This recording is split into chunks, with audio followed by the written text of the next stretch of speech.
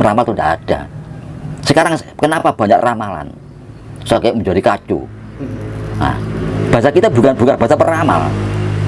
Tidak tahu bahasa asing ya. Mungkin kita meramal, kita tidak. Jongko, menjangka. Nah, jongko boyo ini kalau kita pahami, ada kita sadar tentang apa arti dan mana jongko boyo ini. Mungkin sudah 300 tahun yang lalu kita sudah maju. Sudah maju, 5 tahun sudah maju kita. Karena ada yang merubah. Jongko ini menjadi ramalan. Sehingga kita tidak paham apa inti atau mutiara yang terpendam di dalam jongko ini. Tapi jongko joyoboyo itu merupakan apa ya? Pemahaman masalah akan datang dihitung dengan fakta.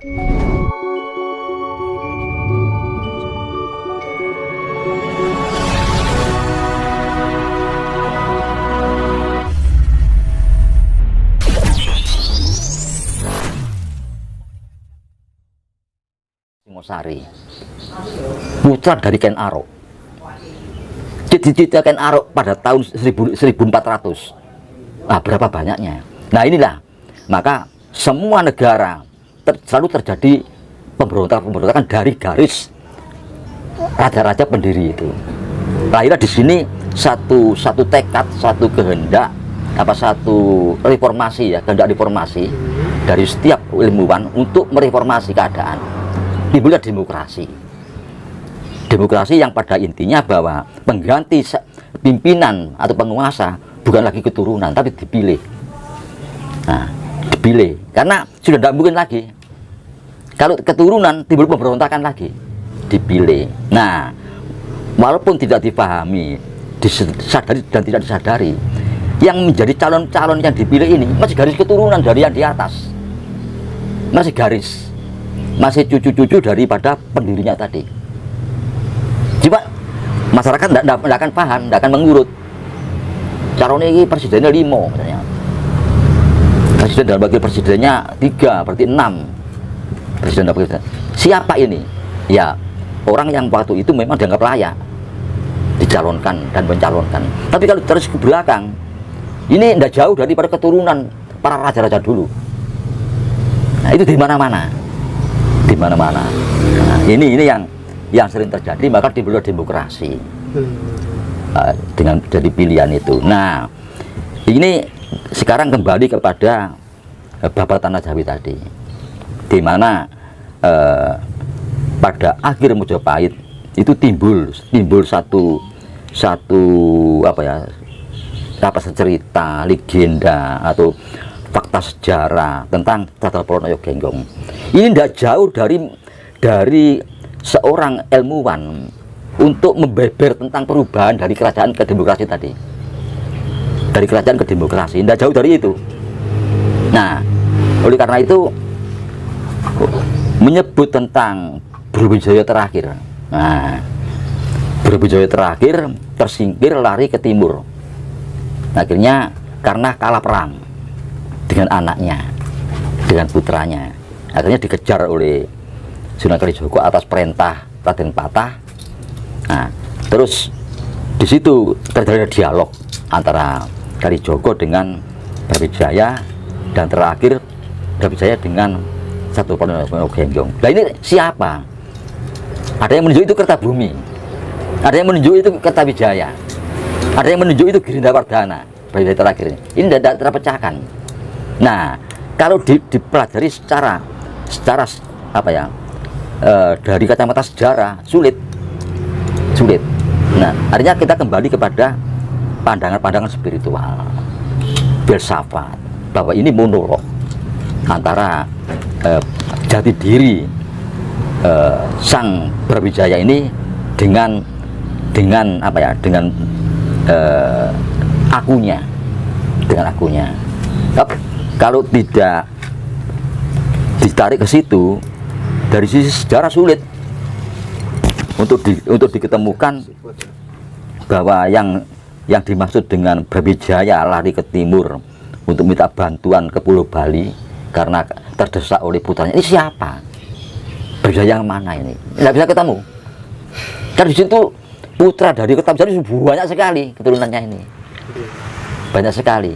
Nah, kalau itu monolog itu betul. Nah, kalau itu monolog, berarti yang dipersoalkan ini bukan masalah luar, tapi masalah dirinya sendiri. Dirinya sendiri. Nah, tentang dirinya ini, itu pun masih rancu lagi.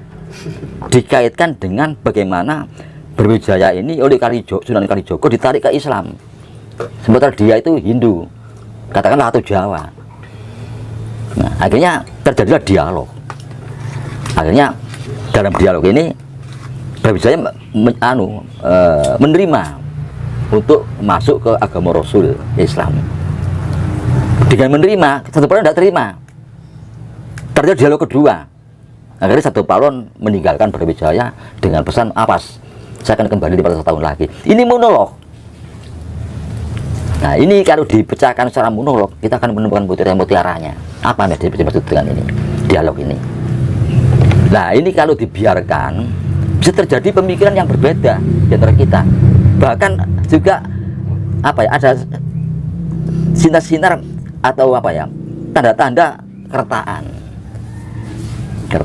Nah, tapi kalau dikaitkan lagi dengan demokrasi tadi, klop. Nah, rupanya ini yang dimaksud oleh para bujangga, para ilmuwan kita. Itu kita kembali kepada jati diri. Apapun kita, siapapun kita, apapun agama, kembali ke jati diri. Tidak mungkin negara itu makmur tidak berdasarkan jati diri. Tidak mungkin negara itu makmur tidak berdasarkan persatuan dan kesatuan. Tidak mungkin. Pasti landasannya persatuan dan kesatuan bangsa dan jati diri. Ini rupanya kembali ke sini. Dan begitu semua akan bisa menerima. Nah, tanda-tanda menerima ini sudah kelihatan. Tanda-tanda bahwa semua bangsa ini menerima. Maaf ya, ini saya tidak bicara masalah politik. Habib Rizik pun sudah mengatakan saya ini Pancasila. Tidak ada sini yang tidak bicara Pancasila. Semua bicara Pancasila. Ini tanda-tanda bahwa kita ini menerima Pancasila itu sebagai dasar negara, filosofis bangsa, ya, dan sumber dari segala sumber kita terima. Nah, cuma sekarang tinggal pelaksanaannya. Nah, ini itu yang dimaksud dengan pesan Satu Palon Yogenggong itu. Kembalinya kita pada jati diri, menerima jati diri itu dan melaksanakan tidak hanya dalam kehidupan bermasyarakat, berkeluarga, tapi dalam kehidupan berbangsa dan bernegara. Itu maksudnya. Jadi itu terjadi dialog di dalam diri aja. Iya, dalam diri sendiri, dirinya sendiri. Nah, jadi kalau dikaitkan dengan pribadi tadi, sekarang berarti ada siklus di sini tentang memori genetik. Nah, sebab zaman lampau itu ya kita sendiri. Kita bangsa ini atau manusia itu kalau dari gen kan tidak pernah hilang. Iya. Siapa yang membuat Borobudur ya kita. Saya membuat Prambanan ya kita. Patuh itu, memorinya masih di sini. Kita pun ini leluhur zaman dulu. Kalaupun kita tetap ada dari memori genetik secara medis ini ya, bukan secara spiritual. Nah, ini akhirnya memori dalam diri kita ini terjadi siklus berputar. Nah, ini saatnya kembali 500 tahun ini. Kita sadar loh, aku ini orang Indonesia ya. Nah, aku ini lain delok wong iku ono wong kecelakaan, saya tolong, ndak takon apa agamamu, kon wong Batak ta wong Ireng, ndak tanya, langsung ditolong. Ada wong tukaran, ada cilik kok karo wong gede. Sing cilik kita tolong. Lho enggak sing cilik iki keliru sampai aku iki musuhku iku ndak perlu sampai agamane. Ndak urusan itu. Iya. Yang penting naluri nolong. Nah, itu jati diri, naluri. Itu yang muncul sekarang ini. Secara siklus muncul di benak kita masing-masing itu kesadaran. Nah, dari kesadaran ini timbul kecerdasan, kan begitu kalau Krishna. Iya. Kecerdasan ini dari ilmu pengetahuan dan pengalaman. Pengalaman dan ilmu pengetahuan, pengalaman dan pengetahuan timbullah kecerdasan. Nah, kalau bahasa psikologinya itu kecerdasan. Nah, ini yang muncul. Jadi kecerdasan memori ini muncul kita karena siklus tadi. Tanpa diajari muncul kesadaran bahwa kita ini satu bangsa yang punya jati diri. Di mana-mana bermunculan. Sudah dilawan ini karena siklus. Itu yang saya maksud dengan kembalinya Satu Palon Yogenggong tadi. Bisa sedikit merespon barangkali begini Mbak.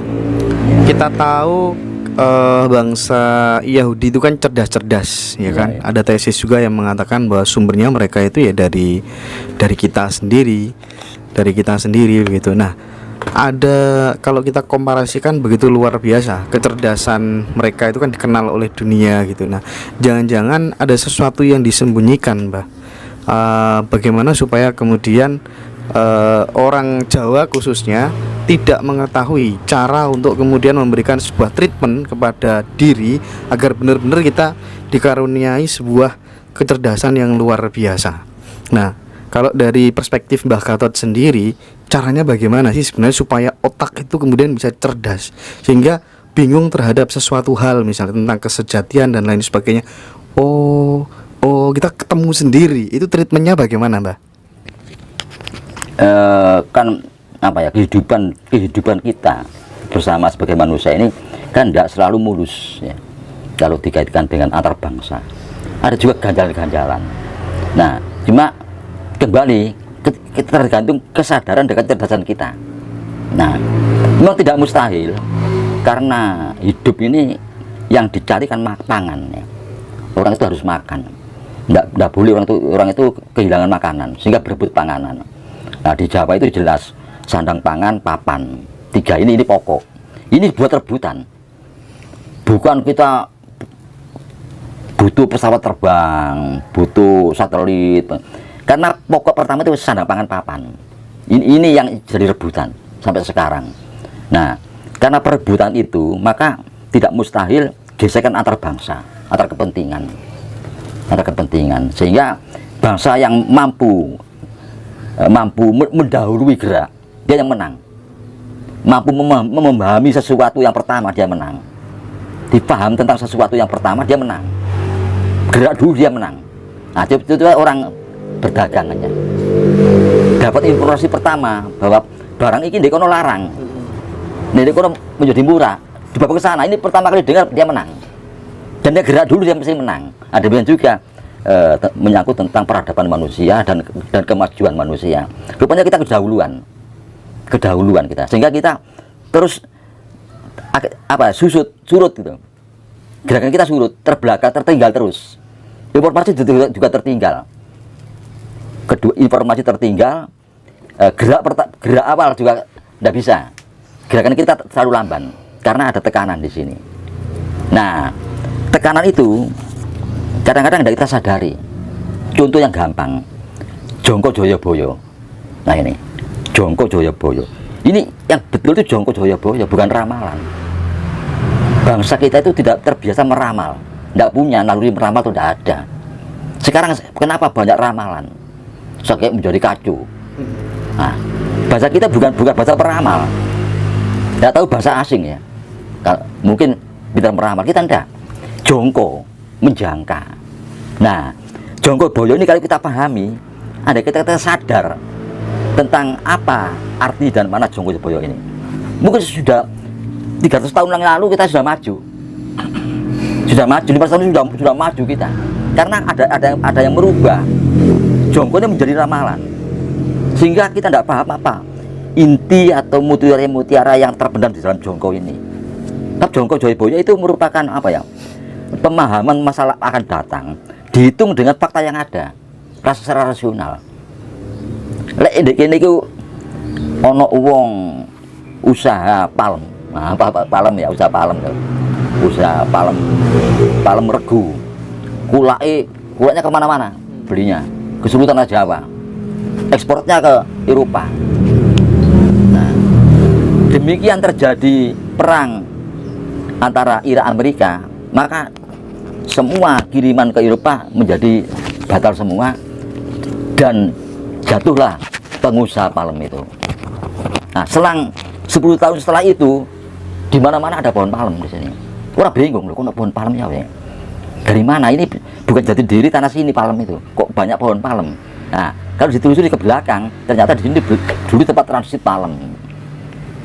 Beli kemana-mana, dijual ke Eropa. Nah, pada saat itu orang bisa menjongko. Besok ya. Nah, ini kan jongko ya, bukan ramalan. Yeah. Membaca masa depan atas dasar masa yang waktu itu. terus dihitung, itu jongkok. Demikian juga Joyoboyo itu begitu. Ono kereta mlaku perjalanan maburutan polar, tanah Jawa kali kan besi, kali ilang kedungi pasilan kuman. Ini jongkok, bukan ramalan loh ya, jongkok. Jongkok. Iya.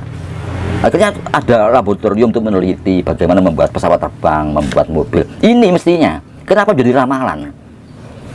Nah ini ada sesuatu yang merubah menjadi ramalan, ditunggu. Akhirnya kita tidak maju, kalah cepat dengan mereka. Actionnya yang kurang. Iya, actionnya kurang dan tak tanggap kalau ini jongkok, bukan ramalan. Bahkan sekarang kita ini dianggap bangsa peramal, ngelamun meramal sehingga enggak akhirnya kacau masyarakat ini menjadi tidak karu-karuan jadinya itu loh. Iya.